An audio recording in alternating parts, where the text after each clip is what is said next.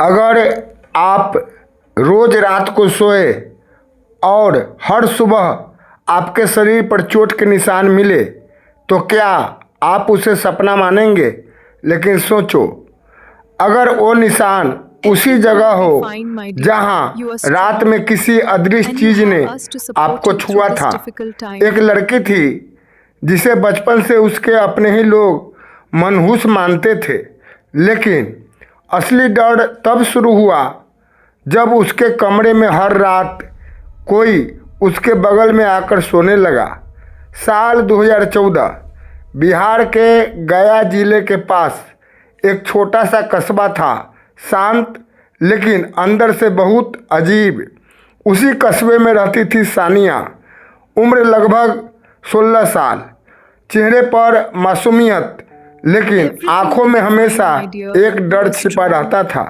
उसका परिवार बड़ा था, दादा दादी, चाचा चाची, उनके बच्चे और सानिया के अपने मम्मी पापा।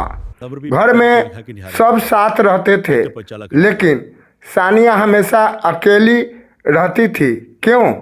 क्योंकि घर वालों को लगता था कि सानिया अशुभ है। जब वो पैदा हुई उसी महीने उसके दादा का बिजनेस डूब गया।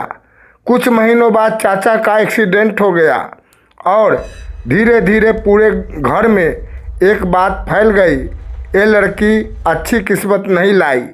बस उसी दिन से सानिया घर में रहते हुए भी पराई हो गई। उसकी चाची अपने बच्चों को उससे दूर रखती थी, कोई उसके साथ खेलता नहीं था। अगर वो किसी कमरे में चली जाए तो लोग खुद बाहर निकल जाते थे। सिर्फ उसकी माँ उससे प्यार करती थी। लेकिन एक रात सब कुछ बदल गया। उस रात बिजली नहीं थी, पूरा घर अंधेरे में डूबा हुआ था। सानिया अपने छोटे कमरे में अकेली सो रही थी। करीब रात के 2 बजे उसे महसूस हुआ कि कोई उसके बिस्तर पर आकर बैठा है। पहले उसे लगा शायद बिल्ली होगी, लेकिन फिर उसने साफ महसूस किया कि कोई भारी चीज़ धीरे धीरे उसके पैरों की तरफ रेंग रही है। सानिया की आंख खुल गई। कमरा पूरी तरह अंधेरा था। वो उठना चाहती थी, लेकिन उसका शरीर हिल नहीं रहा था, आवाज़ तक नहीं निकल रही थी। तभी उसके कान के बिल्कुल पास किसी ने फुसफुसाया, तुझे यहाँ नहीं रहना चाहिए। सानिया के पूरे शरीर में सिहरन दौड़ गई। कुछ सेकंड बाद सब शांत हो गया। सुबह जब वो उठी तो उसके पैरों पर नीले निशान बने हुए थे। उसने माँ को बताया, लेकिन माँ ने कहा बुरे सपने होंगे। लेकिन वो सपना नहीं था। उस रात के बाद हर रात कुछ न कुछ होने लगा। कभी उसे लगता कोई उसके बाल सहला रहा है, कभी कोई उसके ऊपर बैठ जाता, कभी कमरे के कोने में कोई काली परछाई खड़ी दिखाई देती। धीरे धीरे सानिया की हालत खराब होने लगी। वो कमज़ोर रहने लगी, अकेले बात करने लगी और सबसे डरावनी बात, उसे रात में एक ही सपना बार बार आने लगा। सपने में वो खुद को एक पुराने कुएं के पास खड़ी देखती थी। चारों तरफ धुंध, पेड़ और बहुत तेज बदबू। फिर कुएं के अंदर से एक औरत निकलती, लंबे बाल, सफ़ेद आंखें और टूटी हुई आवाज़, तेरी जगह अब मेरी है। हर बार सपना वहीं खत्म हो जाता। कुछ महीनों बाद सानिया की मुलाकात कॉलेज के एक लड़के से हुई। नाम था आरिफ। आरिफ बाकी लोगों जैसा नहीं था। वो सानिया से नॉर्मल तरीके से बात करता था, उसकी बातें सुनता था, उसके साथ बैठता था। पहली बार सानिया को लगा कि कोई उसे समझता है। धीरे धीरे दोनों करीब आने लगे, लेकिन जैसे जैसे उनका रिश्ता मजबूत होता गया वैसे वैसे वो चीज़ और ख़तरनाक होती गई। अब सानिया जब भी आरिफ से मिलती उसे घबराहट होने लगती। दिल इतनी तेज़ी से धड़कता जैसे सीने से बाहर निकल जाएगा। एक दिन तो हद हो गई। कॉलेज की लाइब्रेरी में बैठे हुए अचानक सानिया चीख पड़ी। उसने सामने शीशे में देखा, उसके पीछे वही औरत खड़ी थी, लंबे बाल, टेढ़ी गर्दन और आंखें सीधे उसे घूर रही थी। लेकिन जैसे ही आरिफ ने पीछे देखा, वहाँ कोई नहीं था।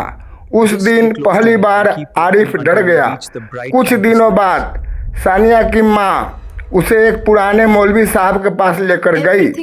वो शहर से दूर एक सुनसान इलाके में रहते थे। जैसे ही सानिया उनके कमरे में दाखिल हुई, मौलवी साहब अचानक चुप हो गए। उन्होंने आंखें बंद की और धीरे से बोले, इसे बहुत सालों से पकड़ा गया है। सानिया कांप उठी। मौलवी साहब बोले, जिस दिन ये पैदा हुई थी उसी दिन किसी ने इसके परिवार पर बहुत खतरनाक चीज छोड़ी थी। सानिया की माँ घबरा गई। उन्होंने पूछा, कौन? मौलवी साहब ने सीधा जवाब नहीं दिया, बस बोले, घर के अंदर का ही कोई। ये सुनते ही सानिया की माँ के चेहरे का रंग उड़ गया। फिर शुरू हुआ असली डर। मौलवी साहब ने कुछ दुआएं पढ़कर पानी दिया, कुछ आयतें दी और सख्त हिदायत दी। 21 दिन तक इसे अकेला मत छोड़ना। पहली रात सानिया ने फिर वही सपना देखा, लेकिन इस बार जब वो औरत कुएं से बाहर आई, अचानक पीछे से किसी ने उसका हाथ पकड़ लिया। पूरा जंगल चीखों से गूंज उठा। सानिया पहली बार उस औरत को डरते हुए देख रही थी।